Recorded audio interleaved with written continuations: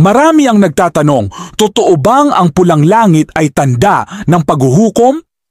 Kapag namumula ang langit, natatakot ang ilan, iniisip nilang ito'y senyales ng katapusan. Ngunit sa Biblia, ang mga tanda sa langit ay paalala ng kapangyarihan ng Diyos, hindi lang ng kanyang galit. Sabi sa aklat ni Joel, ang araw ay magiging kadiliman at ang buwan ay magiging dugo bago dumating ang dakilang araw ng Panginoon. Ang pulang langit ay paalala na panahon na upang magnilay at manumbalik sa Diyos. Ang pulang langit ay hindi lamang tanda ng paghuhukom, kundi paalala rin ng awa ng Diyos. Ipinapaalala niya sa atin na siya pa rin ang may hawak ng lahat at may oras pa para magsisi. Huwag kang matakot sa kulay ng langit, matakot ka sa pusong lumalayo sa Kanya.